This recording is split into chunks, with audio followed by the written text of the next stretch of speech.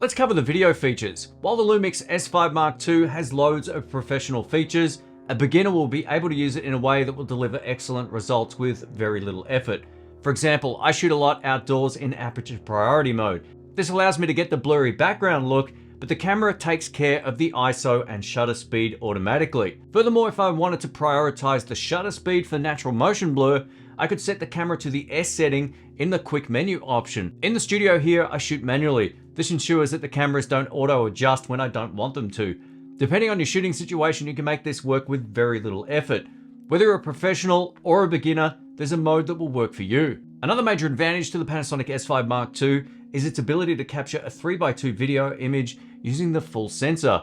The S5 Mark II can capture this full sensor readout to a whopping maximum resolution of 6K. In this day of social media and various aspect ratios, the 3x2 aspect ratio can be used in any scenario from a standard 16:9, 9:16 or vertical video, 1:1 for Instagram, or any other of the many aspect ratios. The advantage of the 3x2 capture is you're not losing the same sort of resolution you might if you're shooting in a standard 16:9 widescreen aspect ratio and then trying to crop a vertical video out of that. With the 3x2 aspect ratio, you're getting more information captured above and below the typical aspect ratio of widescreen. More data equals more options for cropping in post. To complement this 3x2 video capture is a LUMIX feature called frame markers.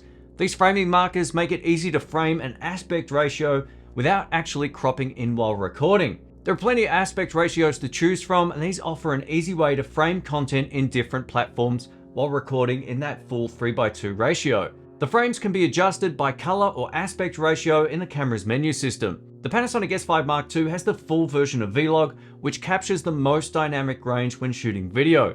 Additionally, Panasonic has now added a feature called real-time LUT recording. This new feature allows the user to upload a VLT or cube LUT and bake the LUT in while recording.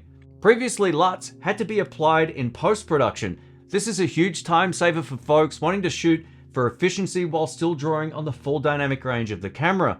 For example, if you find yourself applying the same LUT to your footage time and time again, this is a great way of speeding up the time in editing. The Panasonic LUMIX S5 Mark II has very impressive audio capabilities. The camera now gives us full 24-bit audio recording with up to 4 channels of audio. Paired with the DMW XLR adapter from Panasonic, you can achieve excellent audio results when using a professional shotgun microphone like I am right now.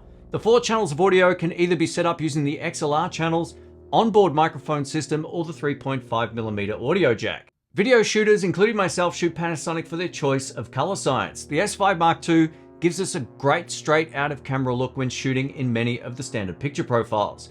I usually use the natural picture profile, which I've always found to be a very real-world accurate representation of the scene I'm shooting. The skin tones, vibrance, and overall look need very little to no color correction in post. The examples on screen were shot using the natural picture profile, and the results to my eye look great. I'm shooting with the natural picture profile now.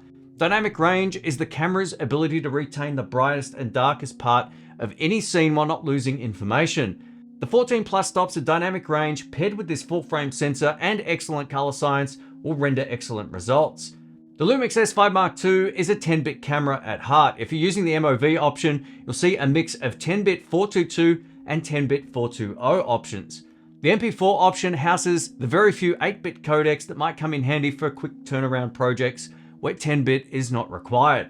Using the command dial on top of the camera will bring up S and Q mode. S and Q allows the camera to shoot anywhere from 1 to 180 frames per second in full HD. The slow motion that you're looking at was captured using the S5 Mark II and was automatically slowed down in camera without audio. 4K live crop is another fantastic feature that allows you to set up a start and end point for a digital pan or zoom. This is all done in camera, giving you a very easy way to film B-roll or slider style effects without any additional hardware. Here's an example of the live crop function so you can see how great it looks. Again, this can either be a simple pan or faux zoom in, and it's all done digitally. Awesome stuff.